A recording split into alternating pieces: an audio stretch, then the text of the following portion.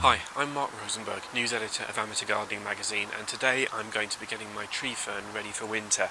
Now, tree ferns have become very popular in recent years, mainly due to makeover programs, but they're not as hardy as we'd like them to be. So I'm going to be giving this one, a Dicksonia antarctica, a bit of extra protection just to help it through the winter months and avoid the worst of any frost or snow. Now, in the past, I used to bundle all the fronds up together and wrap them with fleece, but found this didn't work particularly well. The centre actually dried out, which is not what you want. The fronds always died and the stem didn't recover. So for the last few winters, which have been quite bitter winters, I've found the best way is to actually wrap the trunk and crown in straw, and that's what I'm going to be doing today. Now, you don't need anything fancy to protect the trunk of the tree fern.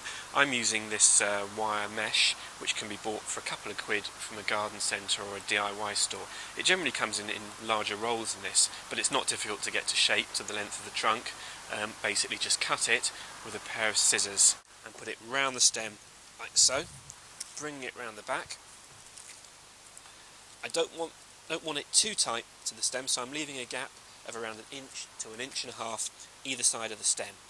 To keep the mesh in place, particularly during windy nights and storms, it's important to secure it together. So all I'm going to do is cut some garden twine and then fix it around the wire mesh.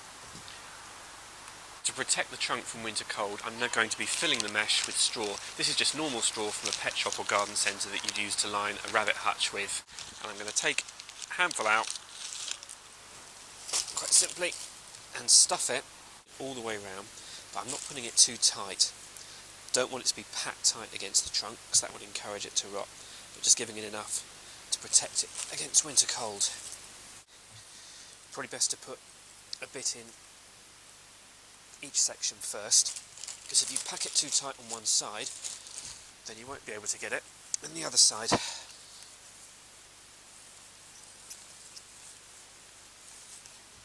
You'll find it actually uses quite a lot of straw, even for a fern like this, which I've had for 4 or 5 years. The trunk has grown slowly, so I want to protect as much of it as possible. Now, we've protected the sides of the trunk, but there's an important part not to forget, and that's the crown.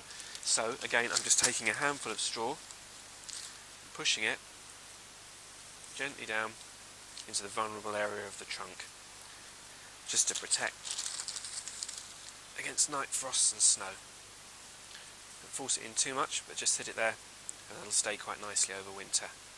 You may have noticed the tree fern has moved, and that's deliberate. I've put it against the wall of the house because any wall creates its own microclimate, and in this case it'll be a few degrees warmer than the rest of the garden. Now, don't worry if over winter the fronds go brown or even black if we have severe frosts or even snow. It has survived the last 2 winters when temperatures have gone down to -8, -9 in this part of the country. I know it's been colder elsewhere, but they have survived. As long as the trunk and the crown is well protected and you don't let it become waterlogged, then it'll be absolutely fine. And then in spring, once the danger of severe frost or snow is past, remove the mesh, take the straw out, introduce a little bit of water to the crown if it's dry, and within a couple of months you should start to see new fronds unfurl. Now, if it's a little bit slow, doesn't seem to be gaining much momentum, I find a feed with seaweed extract, which is an organic liquid feed, really helps give them a boost. Give it a water with this around Easter time, and hopefully you should see plenty of new fronds unfurling in the spring.